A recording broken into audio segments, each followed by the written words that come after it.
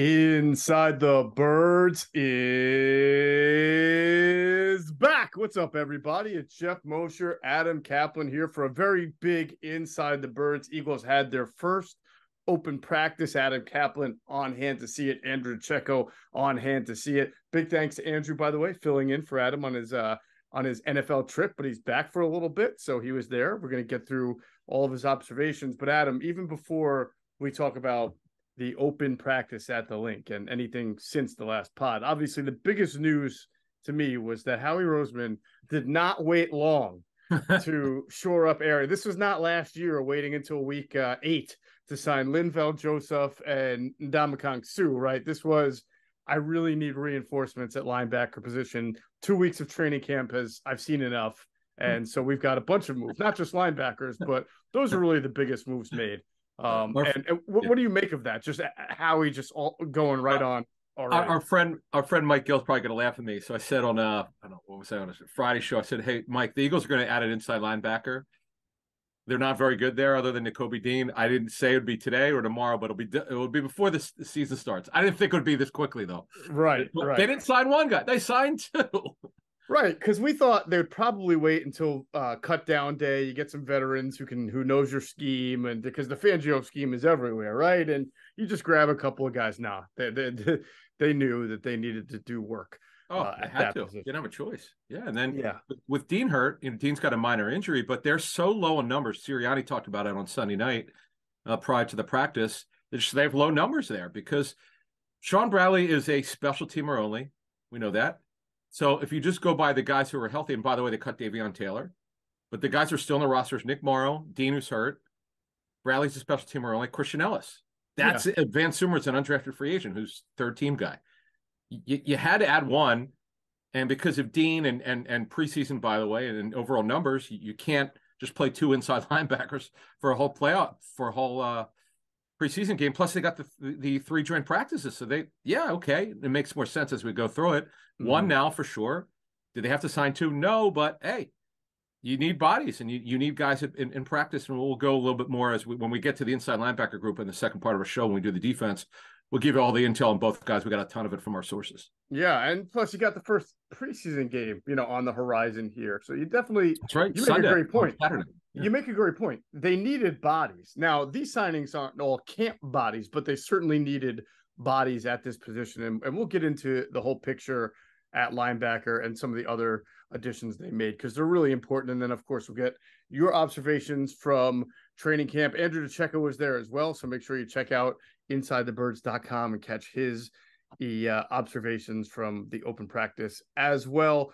Want to thank, we got a bunch of new members, on our Patreon channel. It's Jim, Mike, Justin, Jordan, Chris, Corey, a couple others, I think, jumped on the last hour or two. So want to say I know it's been like that. So crazy. Obviously awesome. The interviews that we did with both John DeFilippo, Chuck Pagano, Joe Banner, really good stuff. I mean, a lot of it has been Sean Desai based, but you've also learned a lot about the team, about the league, the trend, the way practices are going. It's just very educational and really we're bringing you people that we're trying to get as inside as we can possibly get with you for our Patreon members. And we've done I gotta say, I think we've done a good job with that. I was corresponding with one guy and he did say he's not seen anything like this before in Eagles media. He's kind of asked us, he asked me, did I know all these guys? I was like, oh, look, Pagano, I didn't know at all. I got recommended by a couple of people I should talk to him, or we should talk to him. And he was gracious. In fact, I kind of laughed because I didn't know what to say because I don't know him. When he said he'd be honored to come back on our show again, I was like, okay. But he broke down Desai. It was about as good because Sean worked for him for 2 years. And John DeFilippo and Sean go back to their days in the mid-2000s before John became worked for Tom Coughlin and the Giants as an offensive quality control. They worked at Boston College when John's dad was the AD, Dr. Dean. So it's pretty cool. Yeah, it was really cool stuff. We'll do our monthly live stream this month as well, pretty soon coming up. I know a lot of our members have a lot of questions and they want to chat with us, so we'll do that pretty soon. Of course, your weekly chat again on Discord will be Thursday, right? Thursday, 9:00. Yeah, this week, right? Because I'm flying back from the Panthers and Jets, so yeah, we'll do it at 9, and then if we're able to shoehorn 2 live streams in, we'll do it. Well, definitely one. we definitely have to do that. But if Mhm. we have time for two, we could figure out a great time. And then the other thing we're just started playing on this. We're looking into, because we have so many people that subscribe. Our goal when we started our company in 2018, spring of 18, Yep. someday do live events. So we're going to do one if we could pull this off, and we're gonna put a promo. We're gonna ask you folks to tell us what days are best for you, but we're gonna do a free meetup where we just hang out together right before the season at a local establishment, whether you live in New Jersey, Delaware, Philly, or New York, New Jersey. Mostly for you guys, unless you want to fly in, of course. But we'll nail down a day which is best for all of you. We'll put that on our Patreon page. We'll ask you to kind of chime in and vote. We'll put down a series of dates, which should be late August, early September. Sounds great. I'm excited. I always love meeting our members. And again, it's patreon.com/inside-the-birds to get privy to all this great content, extra content that we do for our Patreon members. A reminder, Inside the Birds is presented by Ocean Casino Resort. It is the exclusive Jersey Shore resort of Inside the Birds. All right, let's get through some of these transactions. We're going to have to say goodbye to a familiar name and then another person as well, as the Eagles waived inside linebacker Davion Taylor. And then also they waived injured wide receiver Charleston Rambo. Taylor, look, we're about to talk about some of the incoming linebackers. The bottom line is, and we've said this from the beginning, the guy was overdrafted in 2020. That's not his fault, by the way. It's not. Nobody should be anti Davion Taylor. He just was in a position that was really difficult. A 3rd-round pick when most of our sources told us he was a day 3. Some of them even said rookie free agent, undrafted kid. He only played a couple of years at Colorado. He was very new to the position. And the Eagles got a Super Bowl that they're chasing. They can't have guys sort of learning on the fly for 3 or 4 straight years. So they gave him a shot. It didn't work out.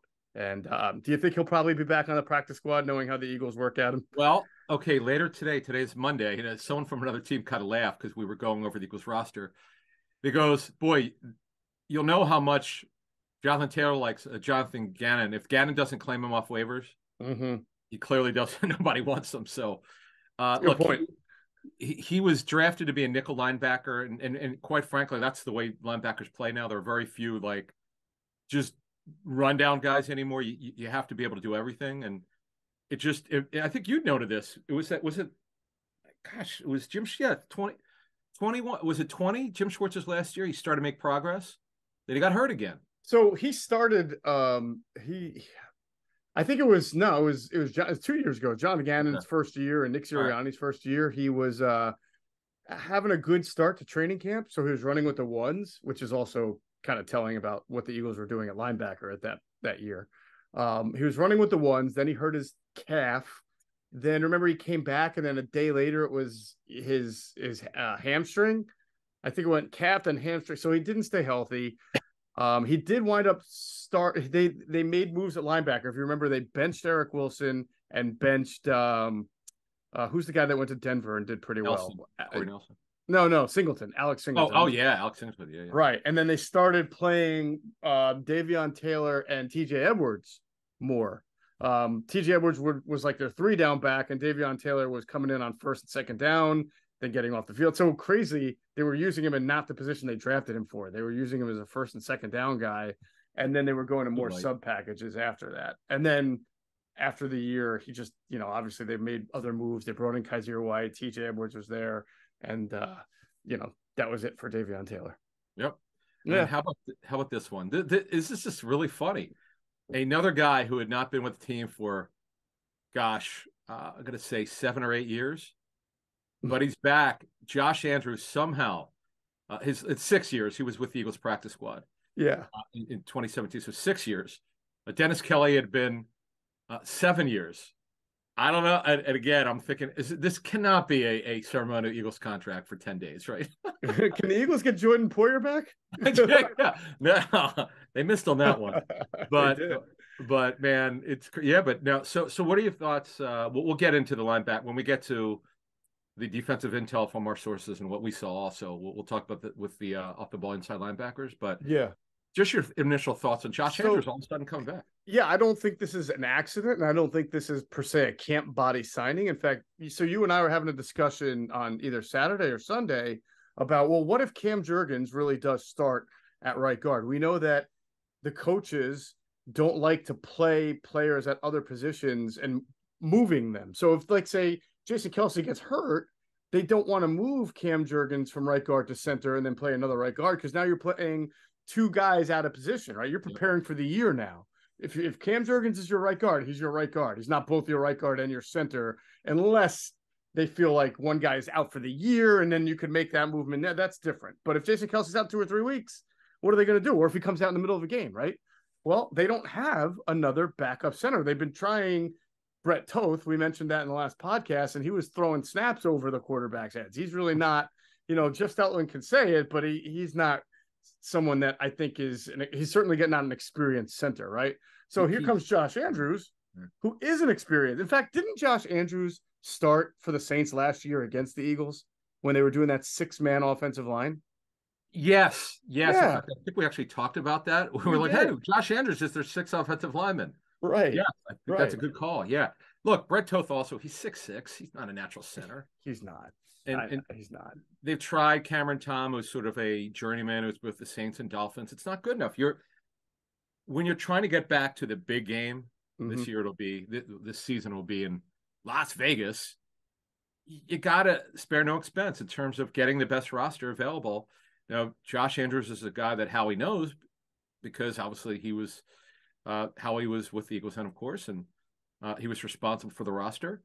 And here you go. He's back many years later. They know him very well.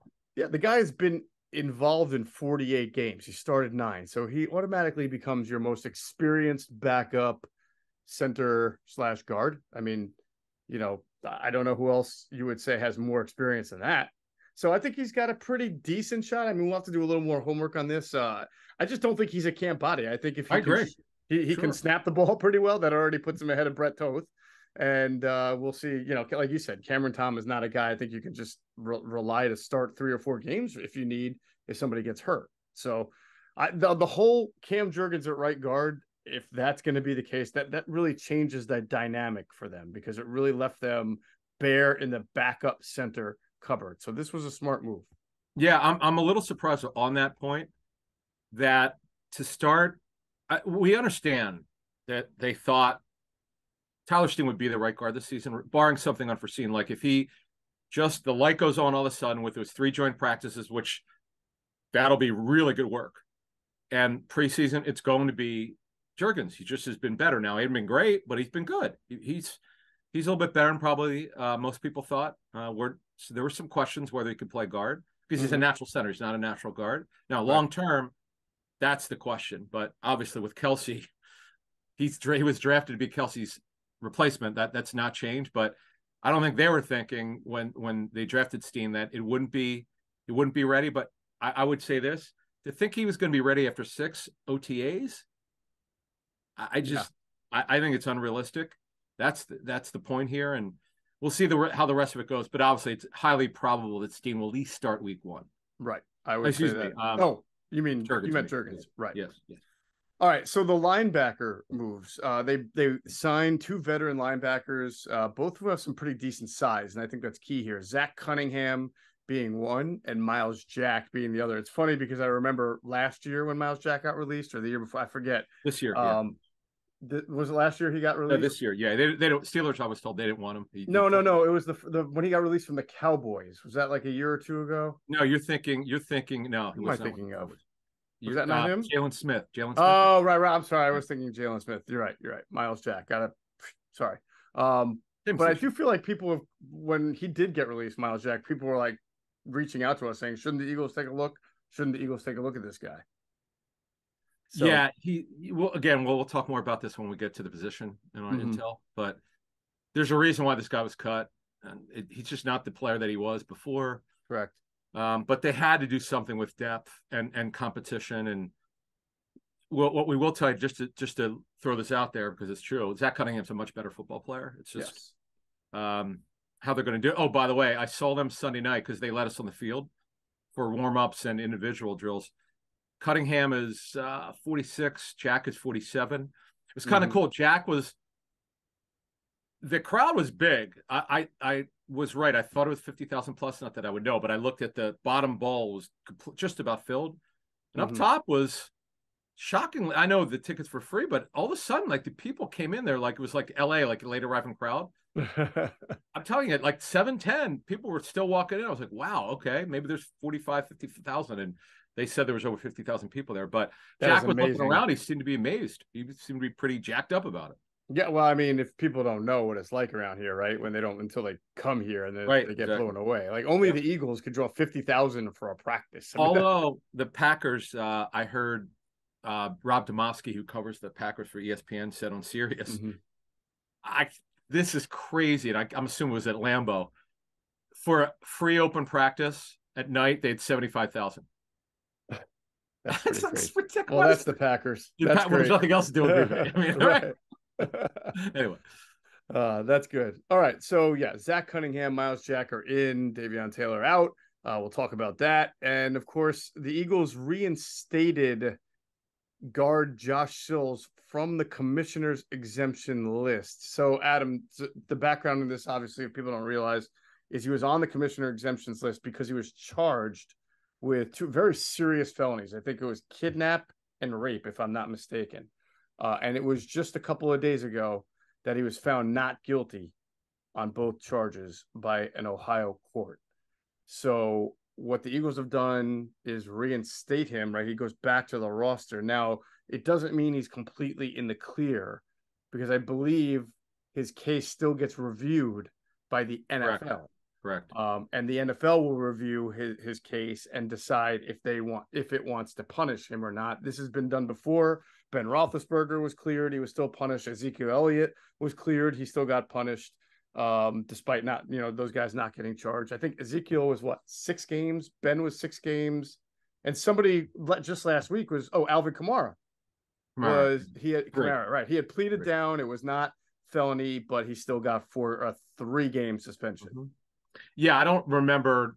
I think Roethlisberger's got reduced. I just don't remember to what degree. And then I thought it went from 8 to 6, if I'm not mistaken. Okay, yeah, because I remember getting reduced. But yeah, so Sills, the way it works is when you're in the commissioner's exemption, if it works out to the player's favor, they're given usually 24 to 48 hours to reinstate the guy to the roster. They did, so he's on the roster. He did practice Sunday night when I saw him, wearing I think 61. Wow, really? He was like a full participant? Oh yeah, I mean, well, whatever they let him do. But yeah, he was in uniform with a helmet. Yeah, I mean, I don't know what he did, but he was out. For a guy who has not played since he was on the last year, he had no ramp up, no warm up. Well, now he might now see again. He may have done individual. I have no idea. Okay. So and they practiced. He might have worked Friday for the first time, right? So or Saturday to walk through. Maybe he participated in the walkthrough. And I could tell you, the Chargers allowed us in last week to their walkthrough. The NFL walkthroughs now are it's a speed walkthrough. They call it a jog through, but they move. Like they don't walk. They jog through it. So you get good mental reps. And look, he knows the scheme. Remember, he made the roster last year. Right. That was a big surprise. But look, Jeff Stoutland, we'll see what kind of shape he's in. And they're not when you look at their backup situation, and we know Andrews could play guard and center, but where's the experience? I get Sills as a young guy, but when you look at it on the interior, that other than Jack Driscoll, there's not a lot of experience there. No, you got Sua Opeta, who's a little bit limited because they only like to play him on one. Yeah, you're right. It's just okay. That's how spoiled Eagles fans are. They're used to the backups being able to come in and really be, hey, they're used to Landon Dickerson for 2 weeks being a backup, then stepping in when Sam Allo gets hurt, right? And then just being the starter from the rest of the season on. That's just how it's been. You know what they should have done? Nate Herbig, talking to Steelers, apparently has been incredible. Like they've never, whatever tape they watched, and obviously Andy Weidel knew him because he was in Philly. Apparently he's never looked this good. He's tearing it up. So maybe they should have resigned him. But anyway, and also his weight is way down. But yeah, their offensive line depth is certainly questionable because it's not about names. It's about what happens if a starter gets down. What's your answer? That's a coaching term. And the answers aren't great. Now, Josh Andrews, as he said, he's started a handful of games. He's been with 7 teams, second time with the Eagles. He's a veteran. He's 32 years old. Eagles know him very well, and we'll see what happens. All right, we will. Let's move on to some injuries. The Eagles had a pretty scary looking injury at one point in practice. Patrick Johnson got hurt in the middle of a play and had I think he was carted off the field, if I'm not mistaken. Correct. So it was a pretty scary situation there. What were you able to find out about that? Was he out there? He was not out there. No, but right? what I'm told is not only is it an ankle, it's not too bad. It's not quite day to day. It's not week to week. It's somewhere in between. Mm-hmm. They need a little time off, but they escaped one. Oof. They did. Boy, by the way, he's had a solid camp. Yes. This is a guy, I know he's not a great pass rusher, but he has some skill. He's fast. He plays his responsibilities well. He's just been a good story development as a 7th round pick, and I know Coach Greg liked him a lot coming out of Tulane, I think it was. Yes, Greg liked him, and he's been a nice story. Look, anytime a 7th round pick can play on game day, that's a good thing. Mm-hmm. And they escaped with one there, so we'll see exactly when it comes back. But we're told, yeah, definitely not a high ankle. We should clear that up. It's just it's a low ankle sprain, but it's not like, okay, in 2 days he'll be back. Might be 4, who knows? But doesn't matter. He'll be back for the season. Certainly would like him to play in the preseason at some point, because when you look at their outside linebacker situation, the backups, that's, you got Kyron Johnson, Janaris Robinson, who's guy looks the part but hadn't done anything. Teron Jackson, who's been cut before. They need to make some decisions here, and obviously Nolan Smith has been terrific. We'll get to him later. But they definitely need to figure this out, and obviously Johnson plays a big part of that backup group. I can't remember if it was Teron Jackson or Patrick Johnson that Greg said this about, but I think he felt one of them would actually be a pretty good interior rusher, like somebody who can move inside the guard, which neither of them have done yet. That may have been Teron Jackson, now that I think about it. But either way, I thought I remember Greg saying that about Patrick Johnson. But yeah, no, I agree with you. I think he's been a nice story. It was noticeable last year. He was sort of that second string. If the defense had been on the field for a while and they needed somebody other than Hassan Reddick or Josh Sweat or Brandon Graham to play the edges, he would come in. He played, I think, 21% of defensive snaps last year. So he was making his way. It's funny because I remember when he got on the field, I'm like, 48, who the hell is 48? I know, every time. It's like, who's that? Numbers kill. I can't take it. It's a pain in the ass, because when I go to these camps, and some PR staffs, like if I get there, I don't get there I usually get there right when practice starts, or a little bit after, because I don't need to watch warm-ups unless there's something I want to see. Right. And if I don't have a roster, I'm lost. I'm like, who the hell is this guy? Like, and then the other thing is the DBs now wear one. Some guys wear number 3, some guys wear number 2, some guys wear number 1. I'm like, oh man. Nolan Smith wearing number 3 has been just, I know, it's tough because who was Pascal was 3 last year, right? He was 3. Yeah. Yeah, it's not easy for the old school guys who are used to it being a certain way. Yeah, exactly. But fans get it. I mean, no, because when you go to practice, or if you're at the Lincoln Sunday night. Oh, the other thing is, they were wearing these jerseys with neon letters. You couldn't numbers. You couldn't make them out. It was impossible. You just couldn't. Oh yeah, it's bad enough. Then when they kind of do the half jersey look, like they scrunch it up. Trying to tell an 8 from a 6 from a 3. Couldn't do it. So here's the problem. So when they were rolling the running backs in, I was like, is that Penny? Penny's 23. Is that Sermon 20? I couldn't tell, because I looked at my notes and like, damn, I don't know. I couldn't tell, because although you could see Sermon's got long hair, his hair's out of his helmet. Mm-hmm. And then Kenny, Brooks, and Scott are one number. Scott's 35 and Brooks is 34. So but they have completely different running styles, and obviously Scott's built like a fire hydrant, so you could tell. Yeah. But it's tough.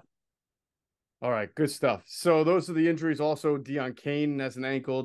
Devin Allen continues to be on NFI with the calf. Nakobe Dean, we mentioned, is out with the ankle, and James Bradbury has been. I think this was Friday, right? That he was started to be out with the groin. Might have even been before that. Yeah, he's got a day-to-day one. This doesn't help Deion Kane.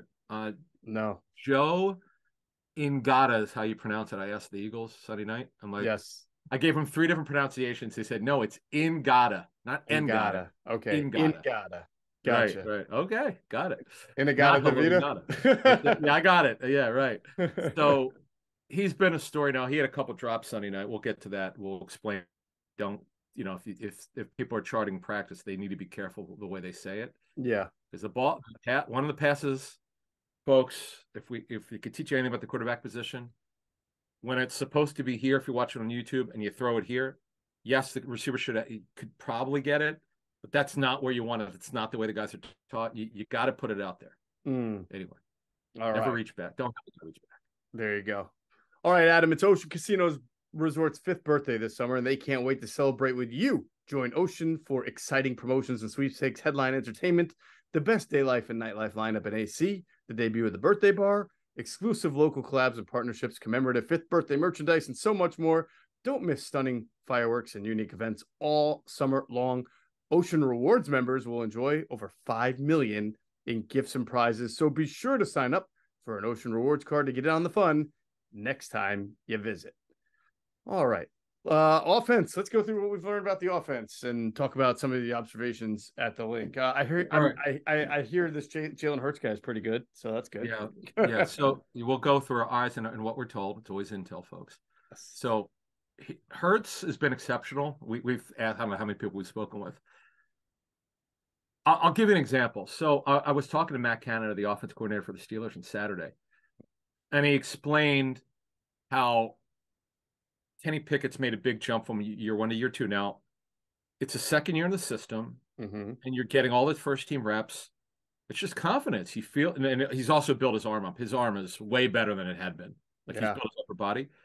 But Canada said it's simple. The more reps you get, the more confidence you get. So you look at Hurts now. Year 1, 2020, throw that out. Yeah, he played, but he shouldn't have played. 21 was up and down. He certainly was not ready. Remember, they pulled the reins from the pass game. They became a running team. 22 off season, terrific. Built on it. Great training camp. Really good season. Runner up in my eyes to the MVP. And he's taken his game to another level. His confidence level. And there's a term that coaches use. I forget which coach said this to me. You could see it before it happens. It's not even anticipation. Yes, you're going to put the ball out there for the guy to get, but you just see the whole play, and it's a feel, and right. you feel it, but you don't see it from the rush is coming from. It's this innate sense that you have. It can be taught, but at some point it's got to be innate. And it's innate with Hurts. He's just got it going on. Mariota, I'll tell you what, the one positive I could say, and I've seen this every practice, and I was told this as well, his jets, the dude could run. I mean, he could flat out fly. He looks physically, he's all the way back. Remember talking to the Raiders when he was with them? They said he was broken down. He just was a shell of his former self, but he's healthy. Right. But something you said on our show more than once, and I totally agree. The accuracy is a problem. I mean, you can only run so much. I mean, you have to eventually convert third down in this league or second and long, Yeah, and the thing, before we move on to McKee and Book, the thing with Mariota is, remember Brad Childress saying this, you got to make the routine pass routinely. It's got to be part of your repertoire, like a quick slant to Tyree Jackson, okay, over the middle. The ball's got to be here. It can't be 7 yards this way. Right. It can't be out of and one, he knew he screwed up. He put his hands on his head. He had the play. He just missed him. Missed whoever the target was. They missed on a deep cross. The route was good. He doesn't have enough touch on it. He by the way, his arm strength is back. Also, I'd heard his arm strength had been, in terms of just not driving it as well. Maybe in previous years, it's good. It's just the accuracy. And your number 2 quarterback with Hurts' injury history might have to play 2 or 3 games, and this is not good with the accuracy. It's got to get better. I know they're working on it. They've got good coaching, but the accuracy's got to be better. Yeah, and I know that the only concern that really has stood out that I've heard of is not the only one, but of what you're saying as well, but also the ball security. I mean, he's thrown interceptions in training camp, and if there's any time where you normally see quarterbacks not turn the ball over, it's training camp, because 7-on-7s, 11-on-11s, even 11-on-11s are sort of designed to be passing camp type drills and you can't get hit. You know, like you're not making passes under duress, and the two that I've seen in were just kind of bad decisions, more so than he was, under duress and Yeah. yeah. In So fact, Sunday night, I saw it clearly, and it's one of these. Why is he throwing it there? It didn't get picked off, but the throw should have been out of bounds, or just throw it in the dirt, or run, or throw it somewhere else. He threw in a coverage. It had no chance. It's just, yeah. I mean, you expect the guy's been in the league now 8 years. Come on. Yeah. I don't know. He's the good thing is he's got the athleticism. He's got the size. He can move. He's got the arm strength. His back. But you're right. Last year the accuracy was horrendous. Before Kyle Pitts got hurt, he struggled, and he's got one more chance here. I mean, he's making $5 million. It's good money to be a backup quarterback. He's just got to be better. Yeah, and I'll say this on his behalf too. It probably, quarterback is a position where you need time, you need rhythm, you need reps, you need snaps with your players, right? And the Eagles only having 6 practices and the least amount of 6 practices in training camp and the least amount of or fewest amount of OTAs in the NFL probably doesn't help a quarterback as much. I mean, it may not hurt other positions, but it may hurt the quarterback more so than others. And it's not a natural West Coast offense. It's a timing-based offense, but we're told it's kind of like the Sirianni worked for Todd Haley. It's a combination of a bunch of offenses, but the one thing is it's absolutely timing offense. There's no question. It's been that from day one. The ball's got to be where it's supposed to be when the route is correct. So that's Mariota. Tanner McKee, what we're told is every now and then you see it because he's a big kid who's got an arm, not very mobile. It's just a matter of who's going to be the practice squad quarterback and will they keep 3 quarterbacks or 2.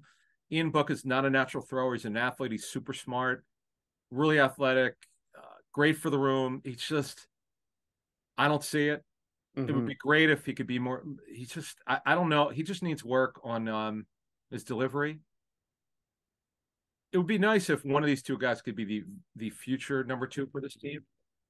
Time here, and we'll see what happens the rest of the camp and the preseason and also the joint practices. But preseason, these guys are going to get a ton of work. McKee and Book. We'll see what happens. Right. Obviously, you love that, and they all love Book, but I don't see him being a natural thrower. But we'll see what happens. So the whole thing with McKee not really being mobile and is sort of odd. Like the team knew that what they're looking for is pocket sense, strong arm, accuracy. I think that, I think it's pretty obvious that they know they don't expect to run a whole lot of quarterback mobility plays for Tanner McKee, right? Sure. Yeah. So, I mean, is that something that you heard or saw is coming along? Or, I mean, can you see it with him? You've seen the so few reps, by the way. So it's very, very difficult. Right. But he's running with the 3. So you see it. You see the arm strength. But it's just tall, and also taller quarterbacks have trouble uncoiling. Joe Flacco had this problem when he was drafted. Because he's got enormous arm strength and he had trouble with the shorter passes. The touch, I remember Joe actually telling me it didn't happen until year 3 with him when he really got it down. Started getting better with it in year 2. McKee, as you said, he's just not. They don't get a lot of reps in practice, but they have the developmental stuff after practice, which is really important. By the way, I know the players really like it. Right. All right. On to the running backs. What did you think of Kenny Gainwell? Curious. All right, so here's the book on him from pretty good league source. He's just not explosive. He's super tough. He's not explosive in the pass game, no matter what the Eagles will tell you. He knows where he wants to go, but he's not as smooth as Swift in the pass game. Swift gets there. Right. I don't care what Gainwell's 40 time is. I'm just telling you what we've heard pretty strongly here. Just based on what the tape looks like from his first, this is year 3. He's a decisive inside runner, great finisher. He's just not explosive in the pass game like Swift is. That's the major difference between the 2. And Gainwell, by the way, he's gotten goal line work in training camp, a lot of it. He still might be a goal line back. Of course, nobody knew this when he was drafted out of Memphis. Yeah. Very strange. We know how much the coaching staff loves him, but I'm not seeing it yet. I saw this in Cleveland, Cleveland and in Miami. I just don't see him outside of formation. Now is he a better inside runner than Swift? Probably so. But I don't see that explosive juice that they thought they were getting. And look, we know in Memphis, hell, they line him up as an X receiver. Yeah. They moved him, but I don't. It's just not. He's just not explosive enough yet. I mean, it's really interesting. He's played 2 years, so he's had 121 rushing attempts, Adam, and his longest rush is 18 yards. So 121, is that a lot? No, I mean it's still a small sample size, but that's still for this team and this offensive line. And we've seen Miles Sanders have explosive runs. We've seen Boston Scott. I'm pretty sure Boston Scott has just as few carries over the last, or fewer, clearly fewer, right, than 121. But I bet you if I looked, he probably has a run for more than 18 yards. I would just think. Well, I'm not worried about the long, but well, you said, but just like your explosion, he averages 4.3 yards per carry, which is good. But the real explosive guys, whether you're Rashad Penny or Swift, are usually 4.8, 4.9, 5.1, 5.2, but I want to see or six. Right. Right. But I want to see 5, 6, 7, 8, 9, 10-yard runs. That's what I want to see. Yeah. And he was not drafted to be a short line, a goal line back or short yardage back. It's nice. He's actually good at converting. So is Boston Scott. Right. But they need him, and I get that he only went in the 5th and he didn't play. He missed the COVID year, but we don't need to spend any more time on game wise. I just don't see it in the past game. Yeah, no, I only asked because I thought it was interesting. He got the first hand, and not to read into it, nothing you should read into it, but he got the first, I think, carry in the 11 on 11. So at the open practice. So by the way, this stunned me. And maybe I haven't really noticed in other, maybe they did this. They want live tackling with the second team. I'm like, wait, the Eagles tackle? This is breaking news. When the hell are they doing this? Wait, so they didn't do it for the first team, but they did it for the second hell no, team? they're not going to do that. Yeah, I get it. But it's Mike Tomlin. Hell with that. Mike Tomlin does tackling with the ones. Oh, yeah. How about this one? This never happens. They went pads. They had a Friday night practice at their at St. Vincent College in their stadium in pads. Right. The next day they were in pads. That doesn't really happen. No, that's like Andy Reid-ish. Yeah, exactly. Lehigh. I was like, what the hell? I was like, okay. And he was asked about it after practice Saturday night. And he said, look, we're doing it because we might be on a short week. We gotta show our toughness and our mental whatever. It's like, okay, but this isn't for the Eagles. I know they're not doing that. So right. But anyway, yeah. So you had brought up several weeks ago, and I thought this is an interesting point I had not considered, but I'm looking at it more now because Sermon is doing well. It's not just Sirianni blowing it up. And we I had mentioned whatever you mentioned about Sermon and Penny. I said, look, one of these guys is going to be their power back, right? I mean, someone's making the team. And I didn't think there's any way Penny wouldn't be that guy, but Sermon is coming on here. It's not just Sirianni. I don't know why he keeps doing it. As he calls bragging on his guys, but it's now neither is a natural hands catcher in terms of outside the backfield, right? Which they're probably not going to ask him to do it at all or very little, but they're both talented. Sermon was a 3rd-round pick. We know Penny was a 1st-rounder. And Penny has gotten work with the ones, as we know, with Swift and Gainwell and so forth. I'm just interested to see what happens here when they get to the joint practices where coaches will tell you, in front office people tell you, this is where the better work. It's actually better work. This is situational, and it's against another team. So the competition's ratcheted up, and the players know they got to take it to another level. That's where maybe if Sermon truly is pushing Penny, that's where the rubber might meet the road. They might really learn more about these guys then. I do. Listen, I'm fascinated every time Nick Sirianni talks about Trey Sermon because he bends over backwards to get his name in there and talk about how much the coaches love him. And we reported that at the end of last year, and it's true. It's so hard to do the math here and see how it. I look forward to seeing how that one shakes out. That's going to be fascinating. Yeah, Boston Scott looks like Boston Scott. I have nothing smart to say here. We know who he is. He's really good at his role. As you say, it's like they spin the wheel for his role. He could not get a touch for 5 weeks. He could be the starting runner. Who the hell knows? In fact, I thought he, just because I think the Eagles are on to this, I thought he was going to get the first carry on 11 on 11. It's funny. But the first carry in was Penny to start their training camp. Oh, that's right. That's right. I don't read anything into it. It doesn't really matter. Nothing at all. Nothing at all. But Swift is their best back. He's so smooth. Outside there's just something special about him outside formation. Yeah, whether they line them up, whether they screen it, whether they run a wheel or post wheel, Texas, whatever the hell it is, he's so good at it. He's just not a decisive inside runner like Gainwell is. mm-hmm. He's just really good. Like he's because I had not seen him up. You could watch coaching tape to see him, obviously with the Lions, but it's different when you get to see the guy live in front of you. Yeah, and they're super happy. I know that they feel like he's the real deal. The question for him is how many touches per game due to his injury history. Got to be careful. Got to be careful of how you use him. But their backs, and I'm telling you, this is not a facade here. This is actually going to happen. Their backs are catching the football. I know you've probably heard a lot about this if you read what's out there. mm-hmm. But behind the scenes is what we always do. It's real. Like this is going to happen. The question is, though, for Swift, and I'm going to go average per game because you never know how many games he'll miss.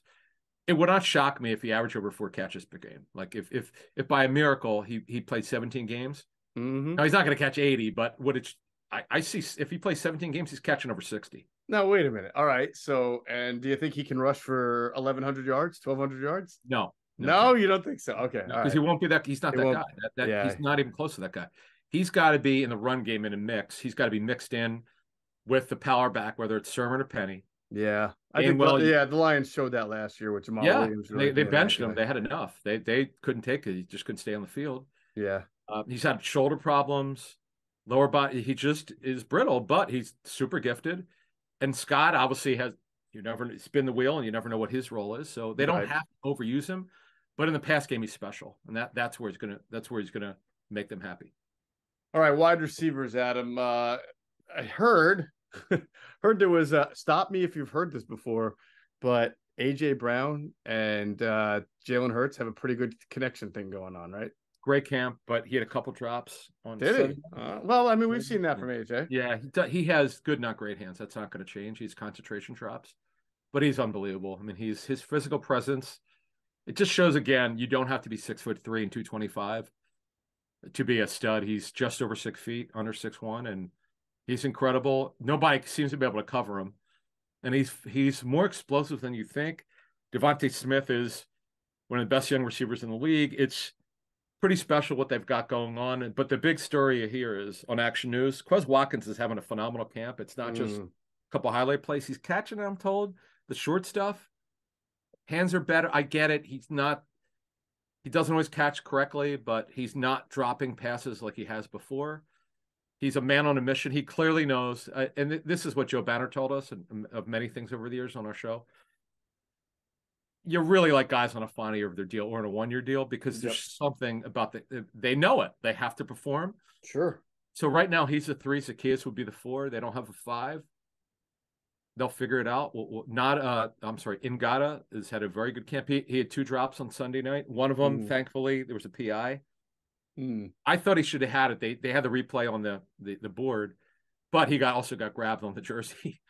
But the one Ian Book threw him, it's like, dude, you gotta. I get it.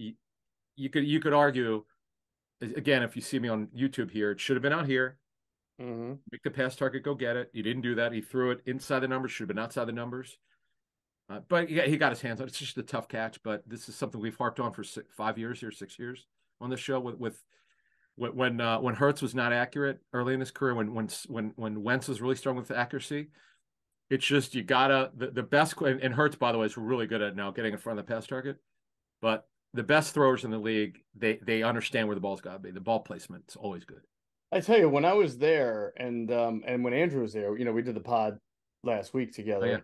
Neither of us could really pinpoint something that Olamide Zacchaeus did to stand out. And I don't know if you felt that way Sunday night. It's just that doesn't necessarily mean he's not doing his job. Yeah. It's just that usually receivers have an opportunity to stand out in these camps. Like I said, they're really passing camps. But there's just nothing. And again, we can do some homework into this to see if he's not doing anything right. Sometimes the ball just doesn't go your way, even though you're open. But so far, just really haven't seen him do anything. Yeah, with this show today is the totality of camp. We'll crowbar some Sunday night stuff, but from what we understand, he's just been okay.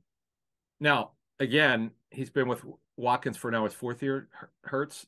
Zacchaeus is new to this club, So they don't have, they're just not there yet. Obviously, Brown and Smith, the connection, and Watkins is fantastic. Even Britton Covey, by the way, as a third team slot, he's had a nice, he's now again, he's gotten some work with the twos, but mostly the threes. Yeah.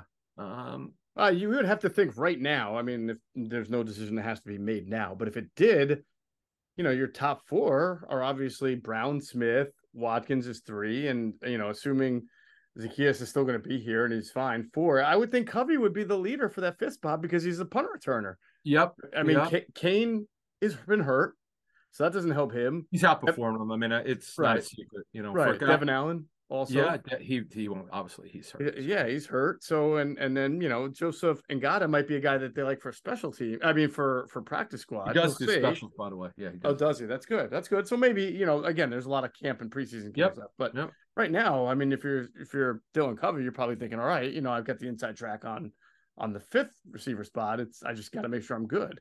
The question will be if they keep 6. Greg Ward, we should mention, 84, still in the team, on and off for 6 years. Pretty incredible. Yes, receiver emeritus, I like to call him. Yeah, I like that. And then Jaden Hasselwood is there, but he's a 3rd or 4th team guy. Yeah. Just so you know the way it works in training camp, almost 99% of the time, the undrafteds just about start with the 3s, no matter how well they've done in OTAs. Mm-hmm. They almost always start with the 3s. Corey Clement clearly he started with the 3s and 4s, and then a week later at 17 he moved to the 2s, mixing with the 2s. Reed Blankenship started with the 3s. Very quickly he moved to the 2s, and he was obviously one of their top backup safeties last season. Right. And Ngata, I'm sorry, he's been with the 3s. He's been mixing with the 2s because he's been so good. That's the way it works. Yeah. We'll see what happens.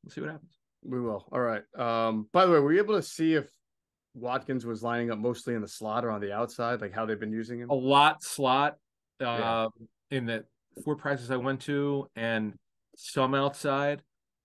But here's the thing. Now, Zacchaeus is a Z or a slot. It's not an X. Watkins backs up X. So that's probably where he'll be unless something crazy happens. Like Ngata, it's not going to, he's just no way he'd be the backup X, but he has to make the team first. Yeah. But that's it. So they're still trying to figure this out. Their depth at receivers, just it's the top 4 are great, not great, but Zacchaeus is obviously plenty of experience. We'll see what happens. Watkins is a ton, but we'll see what happens the rest of camp. It's still very early. Yeah, no doubt. Tight end situation. We've got Dallas Goedert having a good camp, by the way, as everything he does is good. Yeah, he's Mr. Solid. When he's healthy, he's Mr. Solid. They can't stop him. Stoll's the unquestioned wide tight end. He's not being. There's no chance. He's right. No one. They're so in love with him. And by the way, he's such a good blocker. Mm-hmm. He's the best wide they've had in I don't know how long. It's clubs like pine for wide tight ends. So your move tight end like Goddard. Goddard does both. You can play the Y. You also can play the F. Calcaterra is an F tight end. F is offset because the guy's not strong or big enough. You won't really play in line much. Right. You're flexed. That's why you're an F, right? Flexed out. Right. Yeah. Right. Tyree Jackson, by the way, looks good. It's just he's in a tough spot. They're not keeping 4. Would they keep 3? Okay, yeah, they probably will. To keep 4, he would have to be like he did. I can't remember what year was it when he was exceptional. Was it? Oh, it was his first year. It was 2 years ago. He was 21. Yes, about everything. Yeah. He was. It was like Blankenship. He was making the team had enough fractures back. He was so good, and he kind of won the job. We had heard like the second week. He was so good. Yeah, because they knew the reporters were there and watching it. So the word got out. He was just so special. Like he wasn't just working with the 3s. They mixed him in with the 2s, and he got hurt. Too bad.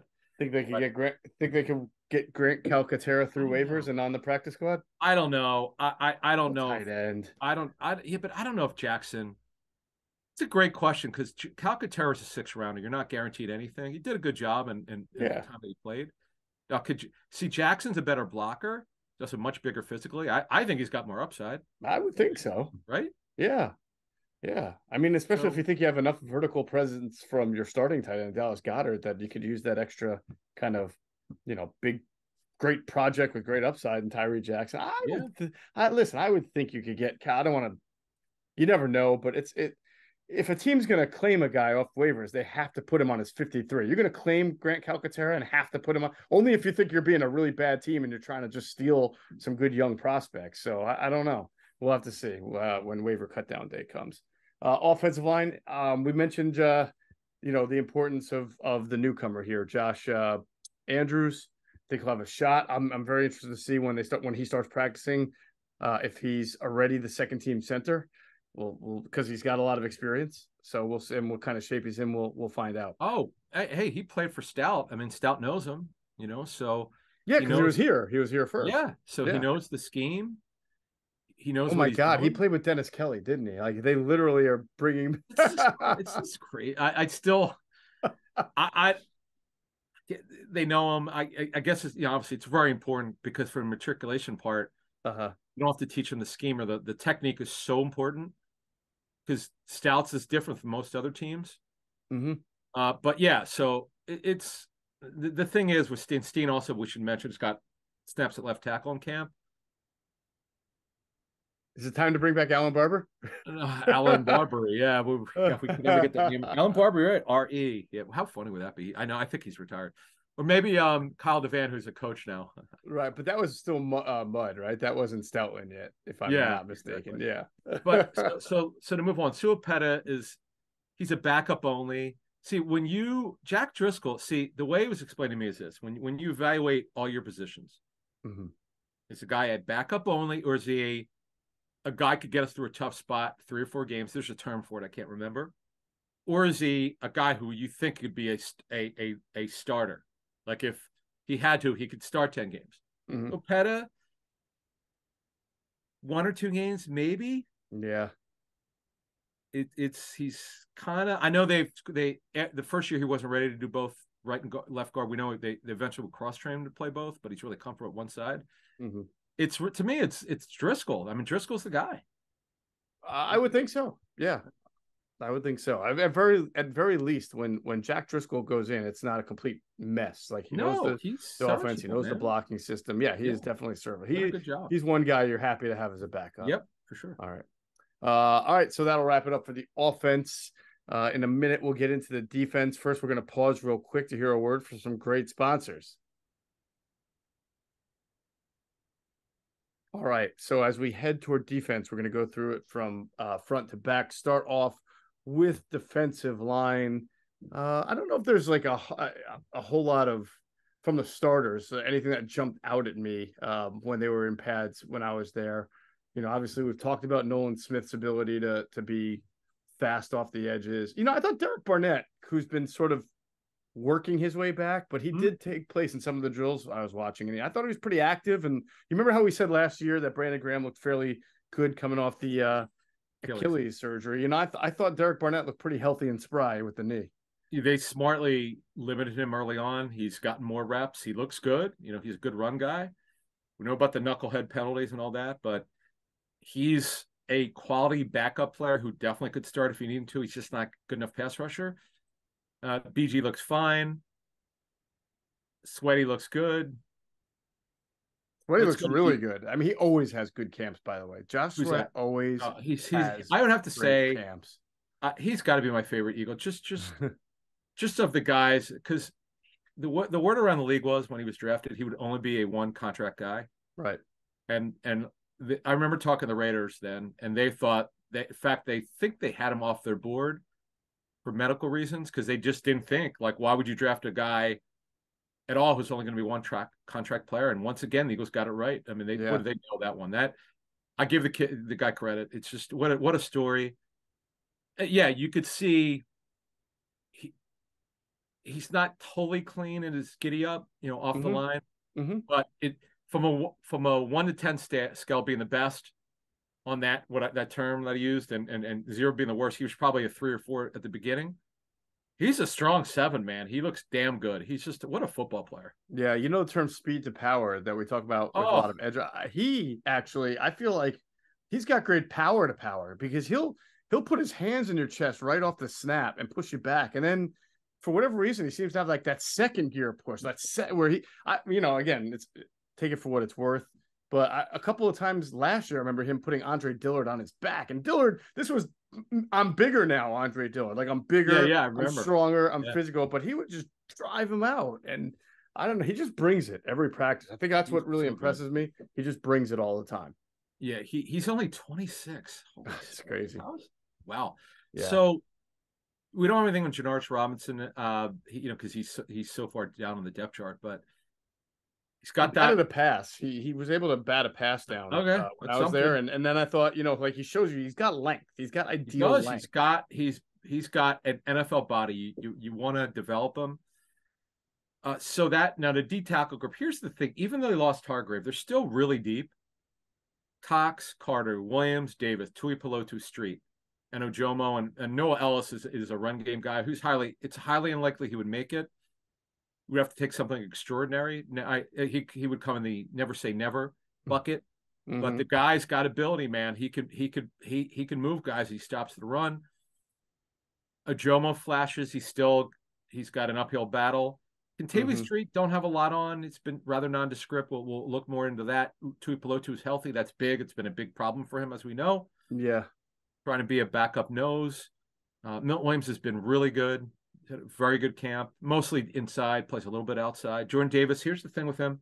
Looks great physically. We told you this in March. He's very serious about his conditioning and weight, taking it seriously. Still don't know if he's going to be every down player. Don't know that.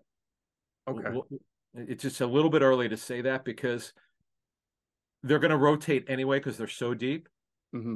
He doesn't need to play 80% of the snaps. You'd like to see over 50%, like 60% would be great. And he's got to blow plays up. And he's got enormous strength.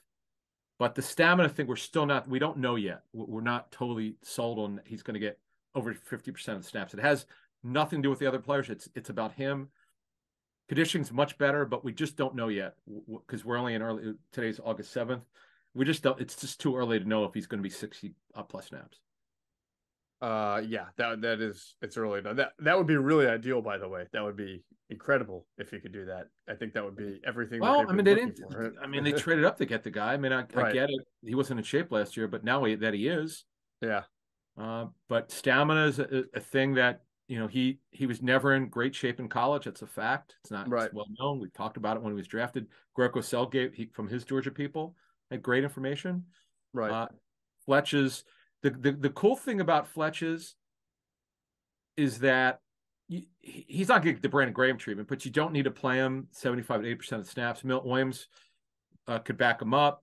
Street can do it if he makes the roster. Mm-hmm. Then you got Jalen Carter could also play there as a 3 technique. Carter's had a very good camp. He's in much better shape than he was in his pro day. He's so strong. Mm-hmm. This kid, I can't wait to see him at the joint practices because I don't know how much he'll play in the preseason. Don't know that yet, but the joint practices is where it gets super nasty and it's hot. Yeah. Can't wait. He's got some violent hands, by the way. Oh. He's got his hand usage is admirable. I'll say By the that. way, I enjoyed watching that at the practice. he's a bully, man. Yeah. Yeah. He's not trying to be. He's not trying to be your friend. No, he's a No. Dominican Sue, man. He's the next. It's good. It's very close to Sue in style and intimidation. Mm-hmm. We'll see what happens, but early returns are good. Yeah, to your point on Davis, the way it was put to me was that he's making more plays now than last year. He's obviously in better shape to do it, but they're still waiting for like splash plays. This is a guy who, like you said, traded up first round, maybe the most athletic defensive lineman from a testing standpoint in NFL draft combine history, right? I mean, there's nobody his size that tested the way he did. I can't think of anyone. That's a great point. I had not even thought of that. There is no one because nobody tested like it was ridiculous. Right. And this is when he was too heavy. Yeah. Right. Right. So they're still waiting for that moment where he does something that they're like, wow, that's the guy I mean, look, they're happy. I'm not saying they're not happy with development. You got to crawl before you walk. But for all that athleticism and ability that he's got, they're still waiting for that one. And sometimes you can't do that until the pads come out and you start practicing against another team too. So I think for him, like you were saying, joint practices also will be really, really, really vital there. And it'll raise a level of intensity and maybe you'll see one of those plays that you're looking to see. But one more thing before we get to linebacker, Katavi Street. It's too early to make an evaluation, but he's a guy who's very talented, and he does have pass rush ability. He's not a great pass rusher, but he could rush the passer. Mm-hmm. High character guy with the young guys with Davis and Cox and Williams. You'd like to have him on the roster. See if they keep 5 or 6 key tackles. Jomo's he's coming on. We'll see. I was impressed. I thought he had showed good motor I've, there at the camp that okay. I was at with the Okay. pads on. Yeah, you could definitely tell he's got a good first step and has a plan when he's out there. So that's always good for rookies. Sure, and they could always cut after week 1. They could cut Street if they want to keep Ojomo over him. Good They point. can bring him back after week 1, so that way they don't have to get guarantee the contract. Yeah. So we'll see, but they've got great competition even without losing Hargrave. I get it, Hargrave's pretty good pass rusher. From what we understand, they think Hart will be. Look, he's not Hargrave as a pass rusher. Yeah. But they don't think like I know some people complain. Oh gosh, what are they going to do without Hargrave? They're not. They're okay. They understand Hargrave's a good pass rusher, but they think between Cox, Carter, and Milt Williams, they think they're going to be fine there. All right. So let's talk about the edge then, the outside linebacker, specifically Nolan Smith, because what I'm wondering is were 2 birds being killed with 1 stone, or is this a real thing? They took a look at him at off-ball linebacker on at Friday's practice, but they've also were dealing with a lot of injuries. Nakobe Dean has been out, so I don't know if they were just trying to get a body in there and they know that he can do it because he did a little bit of it, I think, at Georgia, just a little, or if they're putting him there because they're thinking they're trying to be like, let's see everything that he can do for us, and now's the time to find out. Yeah, in Friday's practice, they only had 4 inside backers, so that's not enough. Bradley's one of them, who's really just a special teamer. Yeah, you're right. They had a numbers issue. That's what Sirianni said Sunday night in his press conference. They kind of, which would indicate to me maybe they weren't going to sign 2 guys, but their numbers are so low. That's probably why they did it. And they really had to sign one within the next week or so. Even without injury, you got preseason coming up. The joint practices are typically longer. And plus, you're doing so much situational stuff. You would roll guys in. So here's the deal. So Dean's got an injury, but he's had a good camp when he hasn't been hurt. Morrow's been just okay. He's also smaller. The cool thing is, right, with Jack and Cunningham, they're both much bigger physically. Cunningham's a phenomenal run stopper. Like it was actually before he had last year, unfortunately, had an elbow injury, so he didn't play very much for the Titans, so they cut him. He also had a big salary. He had a couple of injuries too. He had the elbow, and then he had something else earlier in the year that cost him out. But he's had 2 injuries in his career. The big one was the elbow. He actually re-injured it. Yeah. And he's a supreme tackler, like big time, really good football player. Now you wonder, he's 28. Can he regain that? Now, what do you see? Because again, he's a natural, because he's only played in a 34. He was running 34. Yeah. It's not, he hasn't played in Fangio, so it's a little different. He's played in the New England 34 mostly.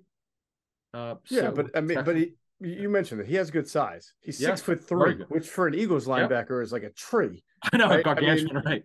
He must, like, if when they're in their classroom or position groups on the field, they must all be like looking up, like, oh, hey, who's this guy, right? Yeah, I haven't seen one of you guys around like that. Right, 6'3", 248. I think I haven't looked. Less than that. I pretty certain, unless something happened. I'd ask someone who was on one of the stats he was on. Says he's placed in the high 230s. Boy, 248, really? Was that out there? No, I'm sorry. I thought I said 238. Did I say 248? I think you might have, but I might be wrong. Either way, I meant 238. Yeah, that's what he's in the mid to high 230s, man. He's a good player. I think he's a long wingspan guy too, because he has like what I was told was his length and his range are what's going to help this defense. And again, we're comparing that to Nick Morrow and Christian Ellis. So neither Adam and I are sitting here saying Zach Cunningham is going to come in here and play at a 5-time Pro Bowl level, but he was a really, really good linebacker. He obviously was on his way out from Tennessee because he had the injuries, and they're turning their roster over anyway. So I mean, you might have a chance where if this guy stays healthy, you wind up falling into a pretty good linebacker. Adam, again, first and second down guy.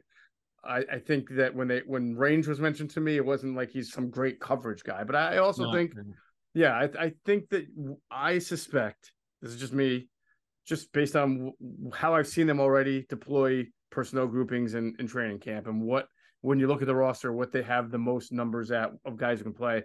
I suspect you're probably going to see them in a lot of big nickel or dime, this year, 3 safety packages. I think that you'll see a lot of one linebacker looks with that guy being Nakobe Dean, as long as they're doing a pretty good job of stopping the run and getting the opposition into passing downs. When they want to be in their run formations, they're obviously going to have 2 linebackers and it's 2 off-ball linebackers. And as we sit here today, I think it's Nakobe Dean and Zach Cunningham. That to me is, you know, I don't see another combination that I think is going to be as effective as that one. Couple things on your point. Yeah, his arm length is really good. It's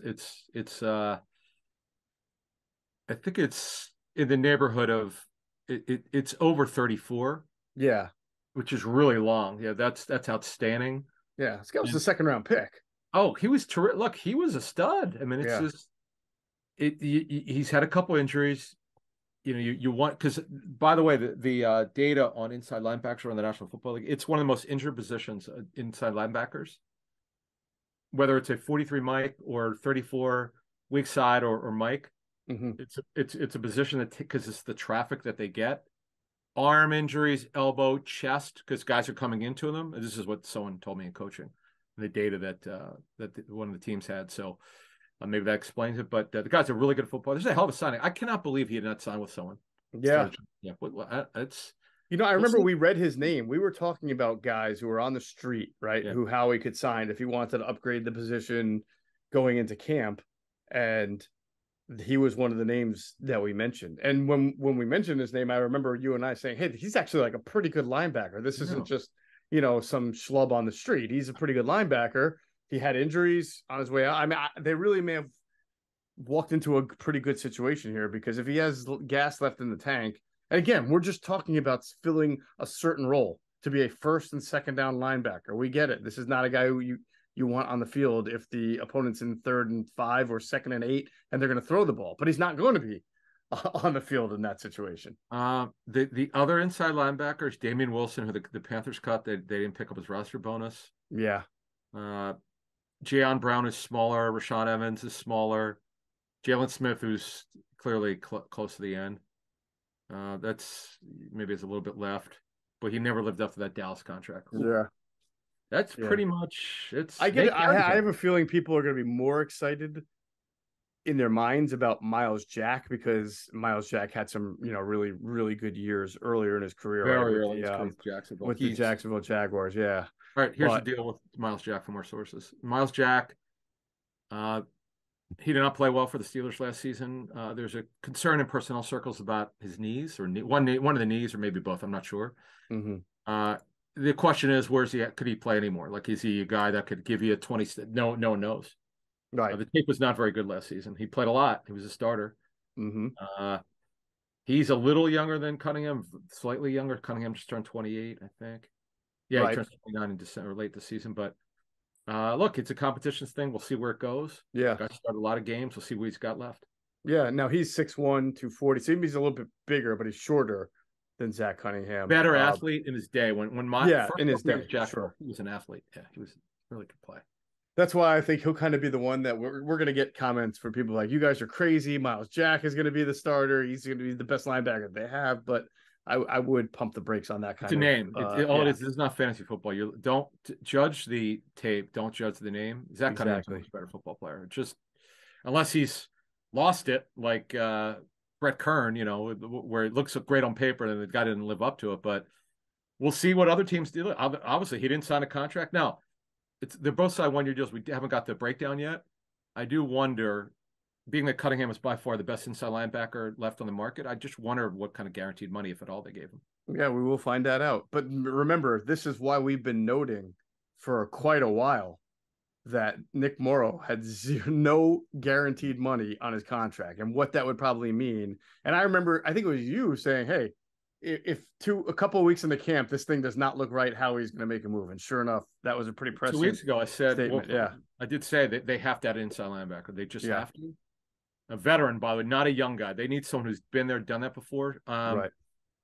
So you want to go well, real quick though, just to finish off on Nolan Smith, do you think, or have you heard anything that you would suggest that they are going to give him more looks at off-ball linebacker? Which, by the way, they did that in OTAs with Kyron Johnson as well. Yep. So I'm wondering if they're just trying to see if some of their edge rushers who are really fast and rangy can, do something Well, at this position. there could be a circumstance. Let's say it's 1st and 20. Let's say the opponent has a holding call on first down, or it's 2nd and 20. Why not go with big nickel, have Smith be the single linebacker? Because they I don't know how we don't get access to how many snaps he's got at off the ball inside linebacker. But why not? Because I could tell you, coaches love guys who could rush from an inside perspective. It's just because it's hard to find those guys, and he's so smart. Like I don't care that he's only whatever the hell he weighs. He's just you don't have to be super big in the NFL anymore at linebacker. Most guys now are in the high 220s to low 230s. So he's in that range. He's actually heavier than that, by the way. Right. So frame isn't very big. I get that part. That's a fact. But yeah, look, I see this potentially happening a little bit. But if once we get to the season, it's Dean, it's Ellis, it's Cunningham, Bradley. He's a technically an inside linebacker, it's a special team, and they'll probably carry. I would think they would carry 5. And again, Bradley, 4 guys who will dress only to play special teams and linebacker. And then Bradley would be the 5th, only play specials. I've not heard Van Sumeren. I have not heard enough yet, anything definitive of does he have a real shot. And again, as someone from another team told me, when you're trying to evaluate these undrafted guys or guys who are in the bottom of the roster guys, you got to get them to the preseason because that's when they play a ton. When the veterans don't, that's when you're really learning about these guys. That's when, you get the good tape to really evaluate. All right, we'll move on to the back end real quick. We're going to remind you to check out our friends at PHLSportsNation.com. They're enhancing the fans' experience with their coverage of all Philadelphia sports teams. For the fan, by the fan is their motto, so make sure you check them out at PHLSportsNation.com and on Twitter at PHLSportsNation. Let's also pause to hear from our great friends at Sky Motor Cars. Sky Motor Cars in Westchester is a different sort of dealership. All it takes is one look at their Highline pre-owned vehicles that people over the country want and need. Owner Brett Schulter, make sure you don't spend a dime of your money before you purchase the car. Sky Motor Cars allows you to make all the decisions regarding your next vehicle. At Sky Motor Cars, you never have to spend more than necessary. Visit SkyMotorCars.com today or call 610-918-7225. And if you happen to stop in at Sky Motor Cars out there in Westchester, PA, make sure you tell them Adam and Jeff sent you. You will get a great deal. All right. Well, let's start with the corners. I think it's pretty interesting because we know that who the starters are. James Bradbury, who's dealing with a groin injury. We know Darius Slay. We know Avonte Maddox is the nickel, but it's getting pretty tight as far as I understand. I mean, you've seen some good performances out of Josh Jobe. You've seen some good performances out of Greedy Williams. You've seen some. That's what I heard. That you saw some good practice out of Greedy Williams. I also heard that Mario Goodrich. Well, this one I didn't hear. This one I observed myself. Mario Goodrich is a guy that was running, and this is what was difficult to tell. He was playing interior slot with, I think, the starters at one point in the practice I went, but we couldn't tell if he was a slot corner or if he's the third safety in a big nickel look.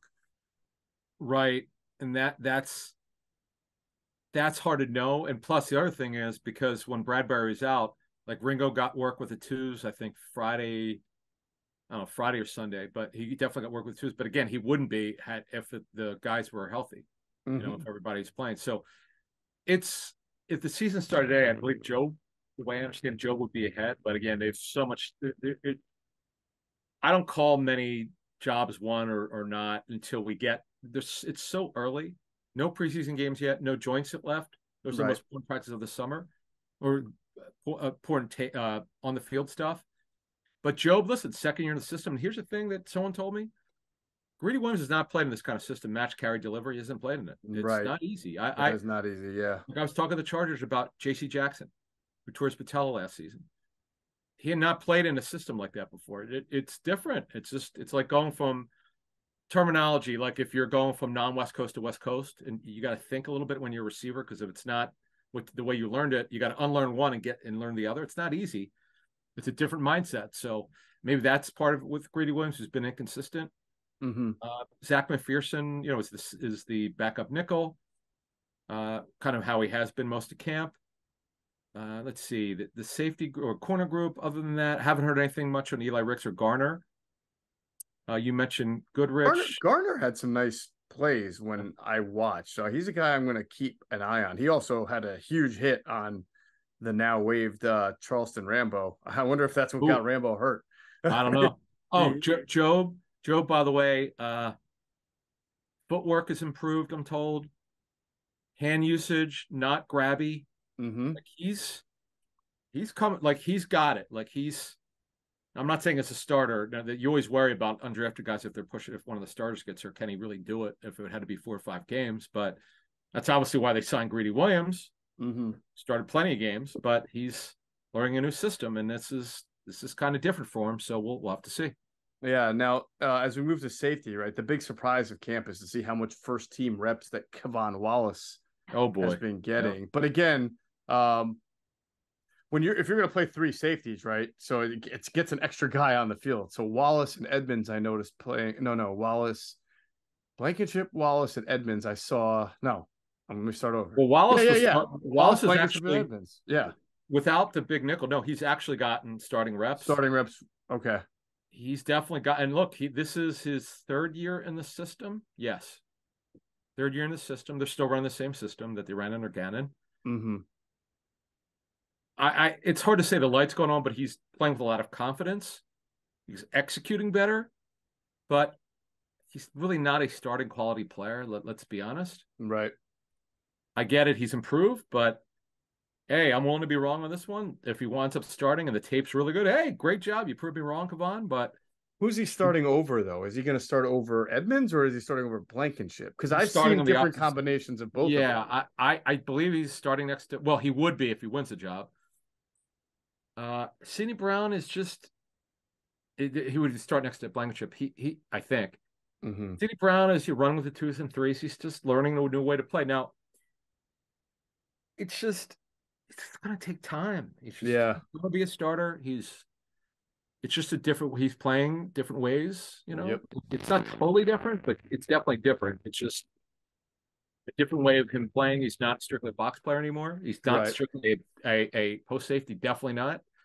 Just a different way that they're using him that he was used to. And any team that drafted him probably would do it the same way the Eagles are doing it. Mm-hmm.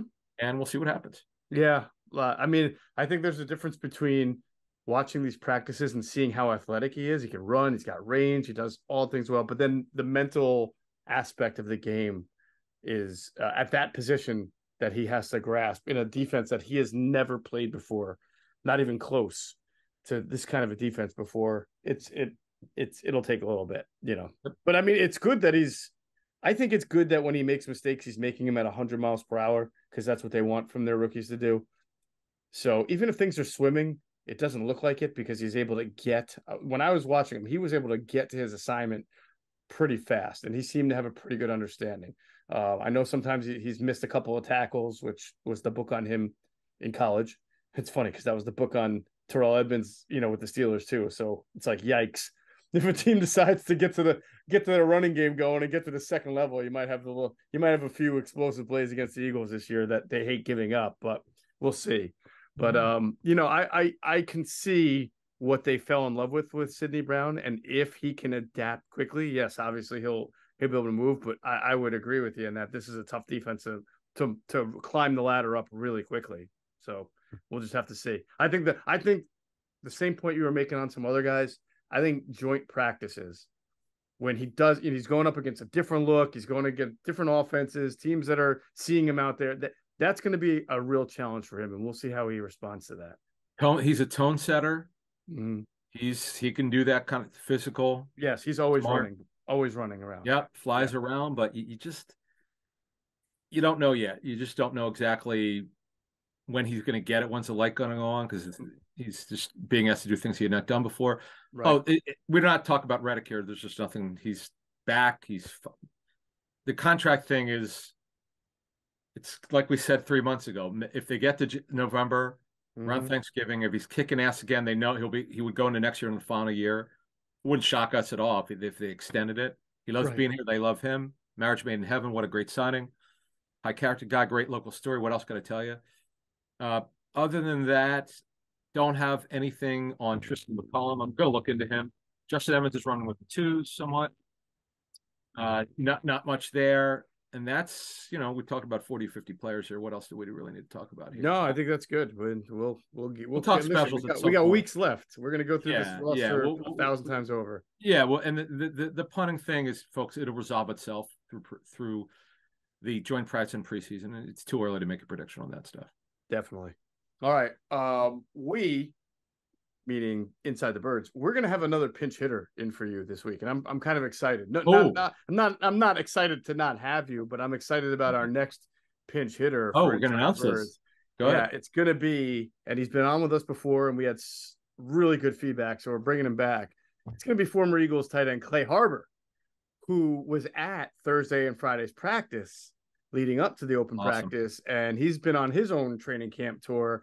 And I called him up and I said, hey, since you were there for 2 days, happened to be 2 days, I wasn't there one day, Andrew, and you weren't because you were traveling. So I said, can you be our eyes and ears for those 2 days of practice? You let me know what you thought, what you saw, everything that, from player to scheme. He said, yeah, I'd love to do it. So we're bringing Clay back, and he is going to give us his bird's eye view, pun intended, of 2 days of Eagles camp.